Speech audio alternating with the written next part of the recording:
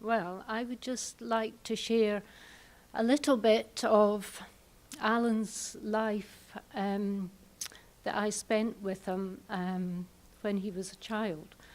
I've heard so much of what his life was like with you in your family, and I'd just like to share a little bit about what life was like for me with him in my family.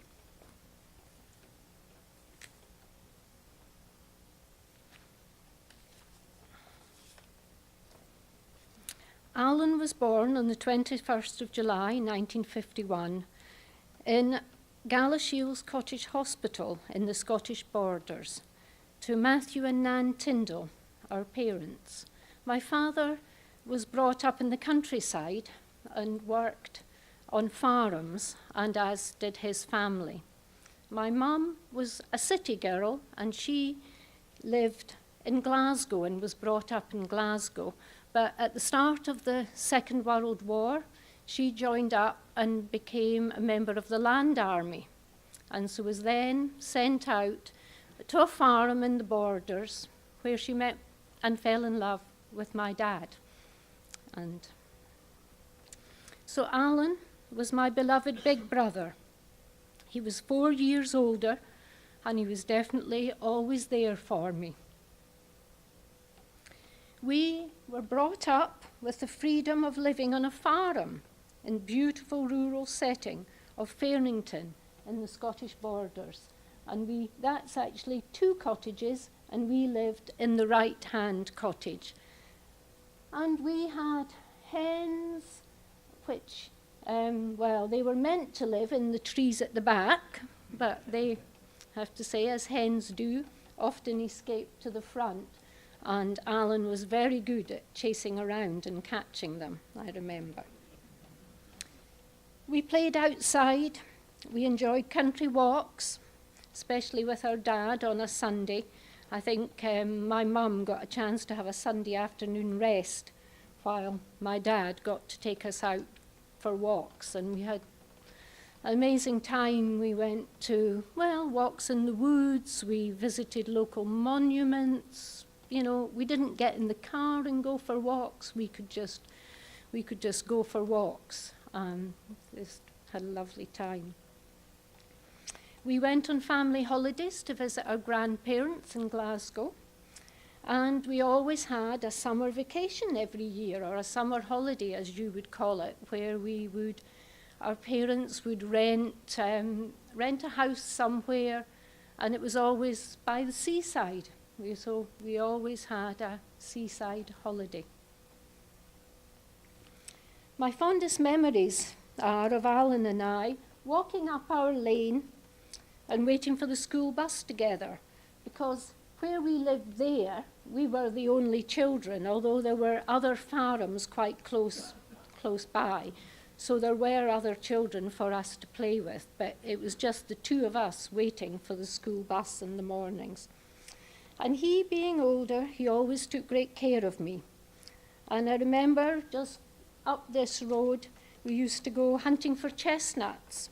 And I always remember Alan used to throw the sticks and to knock the chestnuts down, and then we would take them out the shells. And I don't know if in the States you have conker games where you drill a hole in chestnuts and put them on the ends of strings, and you have anyway, it's 2 people and you bang the chestnuts together, and if your chestnut breaks, I'm afraid you're the loser. But I can't remember which of us used to win, but I guess it was mainly the boys that played chestnuts. Anyway, the other thing we used to do was we used to go flying kites that my dad made for us out of dowling and tissue paper. And we would have a long string on the end, and they were these traditional kites that you used to have with little bits of ribbon tied to make bows.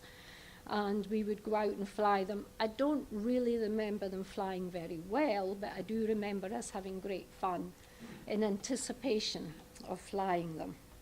We used to walk through the fields and go and visit neighbouring children, which was lovely.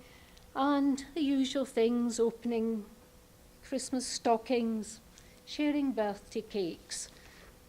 We did all that together. This is a picture of Alan and I that was taken at school.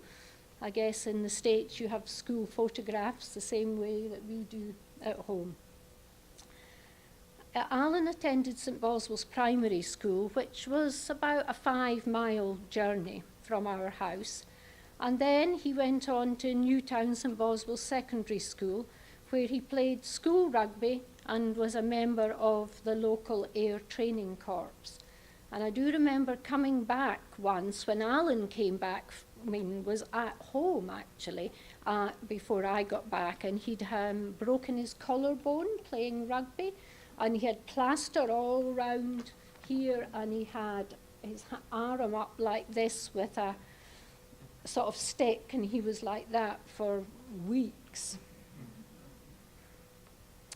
So when he left secondary school at the age of 15, he travelled daily by train to Edinburgh, where he attended college for a year before starting his engineering apprenticeship with a company called George Henderson in Kelso, which was our main local town.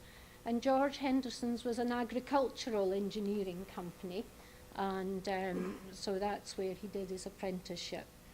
And I think, as you've all said, he did amazingly well, with that apprenticeship. Throughout that apprenticeship, he also had to attend college in Edinburgh on what, we would call block release. So he would go and he would stay in Edinburgh for maybe 6 months and go to college there and then, come back. But as soon as he finished his apprenticeship, age 21, unbeknown to myself and my parents, I have to say, he'd applied for a job down in Kent in the south of England, where he was accepted. And so he started working for an engineering company there. And after that, I think he worked with that company for 2 or 3 years and made great friends down there. And then he got a job in the mining sector, which took him all over the British Isles. And it was during this time that our late father died. Oh, sorry. It was during this time that our late father died. How much of that do you think people heard? Okay, this was the beginning of Alan's love of travel, seeing new places and meeting new people. And as you all know, from then he never looked back, but he never forgot his Scottish roots either. So later, I finished school, went off to college and teacher training college. And later, when I had finished my studies and was working, Alan introduced me to travel, taking me on a fly drive holiday to America. Starting in New York, we visited New Hampshire, Vermont, Toronto, the Niagara Falls, and we went back via Virginia, Washington, Pennsylvania. And that was my real first traveling experience. And that's Alan and I think, on the top of the World Trade Center in New York. He organized trips for us to Egypt, exploring the Nile, visiting the pyramids, riding on camels. And the last big trip we did was to Singapore and Malaysia, ending up watching turtles by night.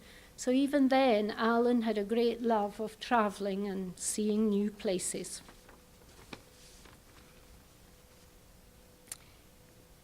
When he stayed in Kent, he loved banger car racing, which I didn't really know very much about, but he used to show us photographs.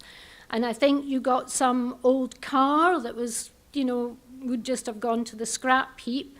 But he and his friends did these cars up, and they would race them at what was called banger car racing. And he also had enjoyed boating and had a boat on the Norfolk Broads, where he kept a cruiser for many years. And that was before he met Dominique on one of his travels, who then became, as you all know, the absolute love of his life. And it was then that he left the United Kingdom, and I think I'm right in saying moved to St. Louis to be with Dominique.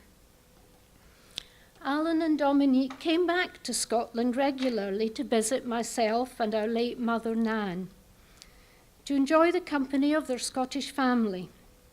He and Dominique were devoted aunts and uncles, always making time to keep up with their two nephews, Matthew and Peter, and my daughter, their niece, Amy, who were just enjoying being able to visit Alan and Dominique independently, as they are now old enough to travel on their own. And we're lucky to have Matthew and his wife Rachel with us today, who now live in Beaufort in North Carolina. And we have an American daughter-in-law, so that's very nice. And so just before Alan's sudden death, I had a message from him looking forward to his retirement in Mallorca, where he hoped we would all be able to spend more time together. But, as you know, sadly, Alan may longer be with us, but he will never be forgotten, and he will always live on in our hearts.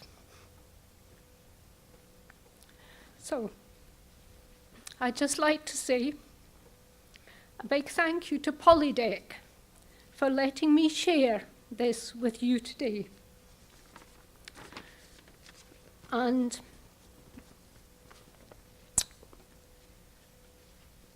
I just would like us all, I guess, to have a little moment for reflection. And I want you to listen to something. And this poem and music that we are about to hear was composed by Alan's niece Amy, my daughter. She wrote it about 10 years ago for a school project about her favourite place, out west, while watching the sunset. Amy plays her accordion, accompanied by Alan's nephew Peter, her brother, on the whistle. They are unable to be with us today, but I hope that this is a bit of memory for me and for them to share with Alan. So thank you all very much.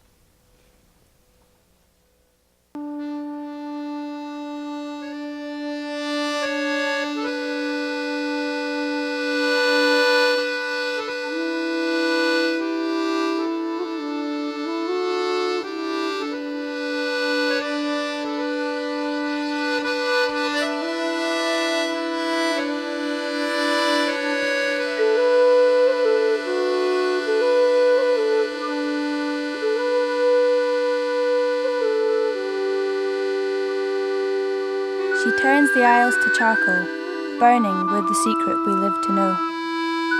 I wonder if I will ever learn, inside me or within her depths. Each detail turned to an icy black, or shines a glorious gold. As she warms my face and feels so near, her fiery courage burning strong.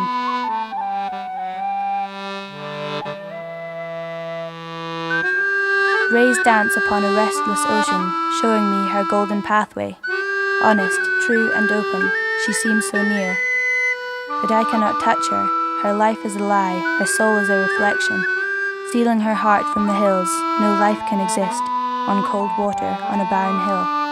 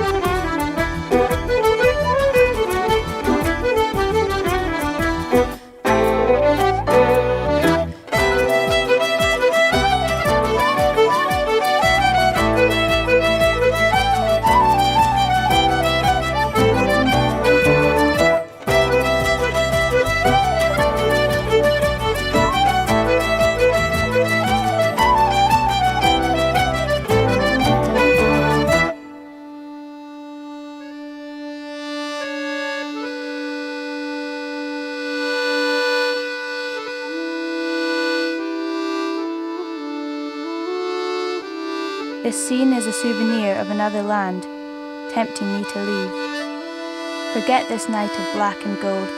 They think I'm trapped or pity me for what I have not seen. Frozen in her picture, every universe joined under this same sky. I lock myself underneath my skin, as the hills and birds have done, and realize this secret lies within.